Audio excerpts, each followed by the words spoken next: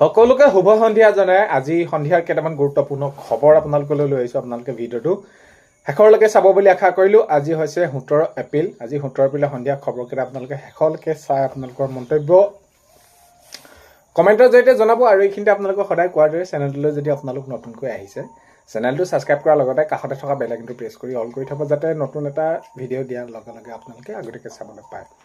যদি ভিডিঅ'টো চাই ভাল পায় লাইক এটা কৰি দিব আৰু শ্বেয়াৰ কৰি দিব বুলি আশা কৰিলোঁ। প্ৰথমটো খবৰ হৈছে গৃহমন্ত্ৰীয়ে হাঁহি আছে, চাণক্য জীয়াই থকা হ'লে আপোনাৰ ৰাজনীতি দেখি আচৰিত হ'লহেঁতেন, এনেদৰে মন্তব্য কৰিছে প্ৰিয়ংকা গান্ধীয়ে।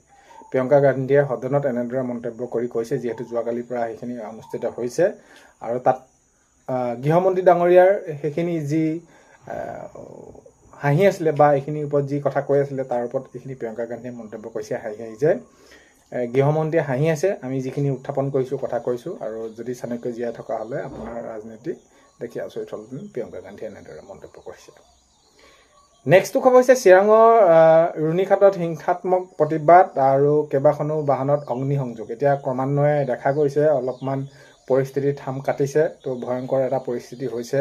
তো এই যি ভয়ংকৰ পৰিস্থিতি যাতে আগন্তুক সময়ত এনেধৰণৰ নহয়, কাৰণ কেলৈ আমি সকলোৱে বিচাৰোঁ শান্তিপূৰ্ণ, শান্তিপ্ৰিয়, আৰু সেইবাবে আমি জীয়াই থাকিব বিচাৰোঁ, যিমান নিৰ্বাহ কৰিব বিচাৰোঁ জীৱন নিৰ্বাহ। তো এনেকুৱা ধৰণৰ যি হিংসাত্মক ঘটনা এইবিলাকে আমাৰ সমাজত বা আমাৰ মাজত এইখিনি বহুত বেছি এটা বেয়া দিশে লৈ যায়। তো সেইবাবে আমি সদায় শান্তিপ্ৰিয় এইখিনি আমি বিচাৰোঁ। এতিয়া দেখা গ'ল, এতিয়া ক্ৰমান্বয়ে এতিয়া শান্ত পৰিৱেশ হোৱা দেখা গৈছে।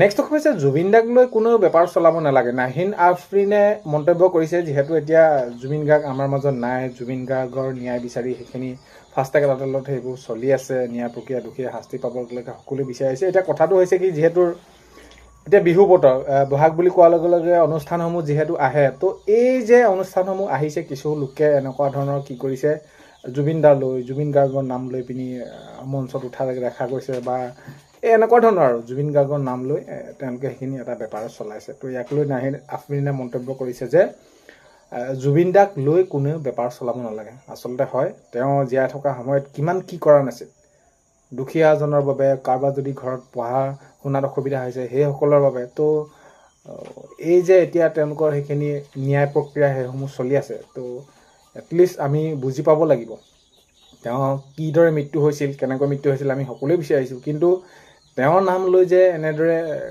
কোনোবাই এনেকুৱা ধৰণৰ কাৰ্যসূচী হাতত ল'ব, তো এইখিনিক লৈ সকলোৱে চাব লাগিব এই দিশটো। আৰু নাহিন আফৰিনে কৈছে যে জুবিন দাক লৈ কোনেও বেপাৰ চলাব নালাগে, এনেদৰে মন্তব্য কৰিছে। এতিয়া আজি দেখা গ'ল, যিহেতু ফাষ্ট ট্ৰেক আদালতত সেইখিনি শুনানি চলি আছে আৰু জুবিন গাৰ্গৰ মৃত্যু ন্যায় বিচাৰি আদালতত উপস্থিত হোৱা সেইখিনি দেখা গৈছে গৰিমা শইকীয়া গাৰ্গ।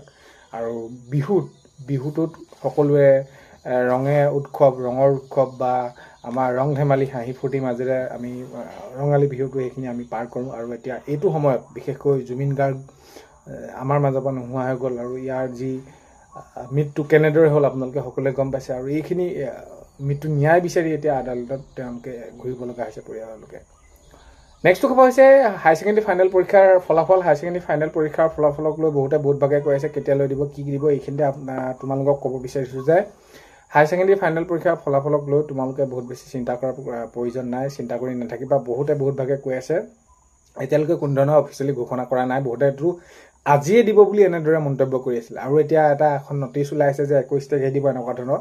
তো কোনো ধৰণৰ অফিচিয়েলি নটিচ বা 21 তাৰিখে দিব বা 20 তাৰিখে এনেকুৱা ধৰণৰ দিব বুলি খবৰ কোৱা নাই। মাননীয় মুখ্যমন্ত্ৰী মহোদয়ে পূৰ্বতে যিদৰে ঘোষণা কৰি থৈছিলে সেয়াৰ ওপৰত ভিত্তি কৰিয়ে সকলোৱে ভাবি আছে যে 20 তাৰিখে দিব বুলি। নেক্সটটো খবৰ হৈছে সমষ্টি পুনৰ নিৰ্ধাৰণৰ ক্ষেত্ৰত কোনো ৰাজ্যৰ ক্ষেত্ৰতে অন্যায় কৰা নহয়। প্ৰধানমন্ত্ৰী ডাঙৰীয়াই আজি মন্তব্য কৰিছে যে যিহেতু সমষ্টি পুনৰ নিৰ্ধাৰণ এইখিনিক লৈ প্ৰসংগ এই উল্লেখ হৈ আছে, আৰু এই সমষ্টি পুনৰ নিৰ্ধাৰণৰ ক্ষেত্ৰতে কোনো ৰাজ্যক অন্যায় কৰা নহয় বুলি এইখিনি প্ৰধানমন্ত্ৰী ডাঙৰীয়াই স্পষ্টকৈ মন্তব্য কৰিছে। তো এইখিনি কোনো চিন্তা কৰাৰ প্ৰয়োজন নাই। নেক্সটটো খবৰ হৈছে ইন্ধনৰ নাটনি, সাম্প্ৰতিক পৰিৱেশক লৈ সংবাদমেল IOCL-ৰ। তো এতিয়া যে ইন্ধন নাটনি হৈছে বুলি কৈছে, ইন্ধন নোপোৱা হৈছোঁ বুলি কৈছে, এনেকুৱা ধৰণৰ কিছুমান খবৰ ওলাই আছে। ইয়াক লৈ সংবাদমেল সম্বোধন কৰিছে IOCৰ ফালৰ পৰা, আৰু কৈছে কোনো ধৰণৰ এতিয়ালৈকে ইন্ধন নাটনি হোৱা নাই, সকলো তেওঁলোকৰ বাবে সেইখিনি জমা আছে, অসমতে হওক বা ভাৰতবৰ্ষৰ বিভিন্ন ৰাজ্যতে হওক, কোনো ধৰণৰ এতিয়া নাটনি হোৱা নাই। এনেকুৱা অপপ্ৰচাৰ চলাব নালাগে, আৰু হয়ো এইখিনি কোনো ধৰণৰ নাটনি হোৱা নাই। আৰু ইয়াক লৈ বহুতে হাহাকাৰ কৰি আছে, কি হ'ব কি নহ'ব তাক লৈ চিন্তা কৰাৰ প্ৰয়োজন নাই। ইয়াৰ সমান্তৰালকৈ আৰু এটা কথা কৈছে যে আপোনালোকে EKYC কৰিব লাগিব। EKYCটো আপোনালোকে কৰিব লাগিব বায়'মেট্ৰিক, অৰ্থাৎ আপোনালোকৰ কি হ'ব, যাৰ নামত আছে, মানুহগৰাকী আছে নাই, এইখিনি মুঠৰ ওপৰত EKYC আপোনালোকে অতি সোনকালে কৰিব লাগিব। তেওঁলোকৰ ফালৰ পৰা এইখিনি মন্তব্য কৰিছে।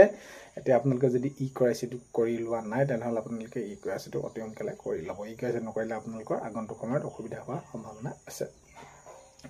নেক্সটটো খবৰ হৈছে বহাগত কেতিয়াও আগৰ নিচিনা হ'ব নোৱাৰে। বহাগ কেতিয়াও আগৰ নিচিনা হ'ব নোৱাৰে, এনেদৰে মন্তব্য কৰিছে জুবলী বৰুৱাই। এটা সুদীৰ্ঘ এটা সময় জুবিন গাৰ্গৰ লগত সেইখিনি তেওঁলোকে মঞ্চত গীত গাই তেওঁলোকে দিন পাৰ কৰিছিল। আৰু এতিয়া এই বহাগ অহাৰ সময়ত বহাগত এতিয়া যিদৰে সকলোৱে নিজৰ নিজৰ প্ৰস্তুতি চলাইছে আৰু ইয়াৰ সময়ত এইটো কথা কৈছে যে বহাগ কেতিয়াও আগৰ নিচিনা হ'ব নোৱাৰে। জুবলী বৰুৱাই মন্তব্য এনেদৰে কৰা দেখা গৈছে। নেক্সটটো খবৰ হৈছে যিকোনো মুহূৰ্ততে গ্ৰেপ্তাৰ হ'ব পাৰে পৱন খেৰা। এতিয়া যিকোনো মুহূৰ্ততে গ্ৰেপ্তাৰ হ'ব পাৰে পৱন খেৰা, এনেদৰে মন্তব্য কৰা দেখা গৈছে। যিহেতু ৰিণিকী ভূঞা শৰ্মাৰ ওপৰত যি তেওঁলোকে পাছপৰ্টৰ ওপৰত এই যি কথা তেওঁলোকে মন্তব্য কৰি কৈছিলে আৰু ইয়াৰ ওপৰত ভিত্তি কৰি সেইখিনি তেওঁলোকক গোচৰ তৰা হৈছিলে, আৰু এতিয়া এই ভিত্তিৰ ওপৰতে এতিয়া যিকোনো মুহূৰ্ততে গ্ৰেপ্তাৰ হ'ব পাৰে পৱন খেৰা, অতি সোনকালে এইখিনি যিকোনো মুহূৰ্তত। নেক্সট খবৰ হৈছে পশ্চিমবংগৰ বৈষ্ণৱ নগৰত নিৰ্বাচনী প্ৰচাৰত মাননীয় মুখ্যমন্ত্ৰী মহোদয়। এতিয়া হিমন্ত বিশ্ব শৰ্মা ডাঙৰীয়াই পশ্চিমবংগৰ যি নিৰ্বাচনত তেওঁ নিৰ্বাচনী প্ৰচাৰ চলাই আছে, আৰু যাতে এইবাৰ বিজেপিয়ে যাতে তাত চৰকাৰ গঠন কৰে এইখিনিক লৈ তেওঁলোকে সেইখিনি নিৰ্বাচনী কাৰ্যসূচী চলাই থকা দেখা গৈছে। এইবাৰ হয় পশ্চিমবংগৰ বৈষ্ণৱ নগৰত নিৰ্বাচনী প্ৰচাৰ হিমন্ত বিশ্ব শৰ্মা ডাঙৰীয়া। নেক্সট খবৰ হৈছে মৰ্মিতা মিত্ৰই জুবিন গাৰ্গৰ গীত বিকৃতকৰণ সন্দৰ্ভত আছুৰ সভাপতি উৎপল শৰ্মাৰ প্ৰতিক্ৰিয়া। তো এতিয়া মৰ্মিতা মিত্ৰ বোলা যিগৰাকী গায়িকাই যেনেকুৱা ধৰণৰ মানে এটা পৰিস্থিতি লৈ গৈছে গীতবিলাক, ইয়াত লৈ সকলো ফালৰ পৰা সেইখিনি পৰিয়ালৰ ফালৰ পৰাও জুবিন গাৰ্গৰ পৰিয়ালৰ ফালৰ পৰা সেইখিনি মন্তব্য কৰিছে যে জুবিন গাৰ্গে যেনেদৰে গীতসমূহ ৰচনা কৰিছিল তাত তেনেদৰে গাব লাগে। যদি গাব নোৱাৰে সেইখিনি নকৰাই ভাল, কাৰণ কেলৈ এইখিনি বিকৃত কৰিলে সমাজৰ বাবে বা জুবিন যিসকলে ভাল পায় জুবিন গাৰ্গক বা যি আমাৰ সমাজৰ বাবে কৰি থৈ গ'ল তাত সেইটো অলপ বহুত বেছি প্ৰভাৱ পৰে। কাৰণ কেলৈ যেনেদৰে উপস্থাপন কৰিছিলে, যেনেদৰে তেওঁ সেইখিনি কৰিছিলে কামবিলাক, সেই তেনেদৰে কৰিবলৈ অনুকৰণ কৰিব লাগে। তো ইয়াক লৈ সেইখিনি উৎপল শৰ্মা ডাঙৰীয়াই প্ৰতিক্ৰিয়া প্ৰকাশ কৰিছে। নেক্সটটো খবৰ হৈছে এতিয়া আমি দেখা গৈছে যে পশ্চিমবংগত নিৰ্বাচনী প্ৰচাৰ তুংগত উঠিছে। তো এতিয়া হয় পশ্চিমবংগত নিৰ্বাচনী প্ৰচাৰ তুংগত উঠা দেখা গৈছে। নেক্সটটো খবৰ হৈছে হিমন্ত বিশ্ব শৰ্মাক উভতি ধৰিলে অখিল গগৈ ডাঙৰীয়া। এতিয়া অখিল গগৈ ডাঙৰীয়াই হিমন্ত বিশ্ব শৰ্মা ডাঙৰীয়াক উভতি ধৰা দেখা গৈছে। নেক্সট খবৰ হৈছে জুবিন গাৰ্গৰ গানৰ বিকৃত ৰূপ দেখি কষ্ট পাইছে পৰিয়ালৰ। তো এতিয়া হয় মই যিহেতু কৈছোঁ যে পৰিয়ালৰ লোকে এইখিনি তেওঁলোকে মন্তব্য কৰিছে যাতে আগন্তুক সময়ত এনেকুৱা ধৰণৰ যি গীতবিলাক যি বিকৃত নকৰিবলৈ তেওঁলোকে সেইখিনি অনুৰোধ জনাইছে। তো আজি 17 এপ্ৰিলৰ সন্ধিয়া খবৰ এইকেইটাই আপোনালোকক জনালোঁ। ভিডিঅ'টো শেষলৈকে চোৱাৰ বাবে বহুতেই বেছি ধন্যবাদ। ভিডিঅ'ৰ প্ৰথমতে কোৱাৰ দৰে চেনেলটোলৈ যদি আপোনালোক নতুনকৈ আহিছে ছাবস্ক্ৰাইব কৰাৰ লগতে কাষতে থকা বেল আইকনটো প্ৰেছ কৰি অল কৰি থ'ব, যাতে নতুন এটা ভিডিঅ' দিয়াৰ লগে লগে আপোনালোকে আগতীয়াকৈ চাবলৈ পায়। আজিলৈ মানে অন্য এটা ভিডিঅ' এতিয়া লগ পোৱাৰ কাৰণে বাই।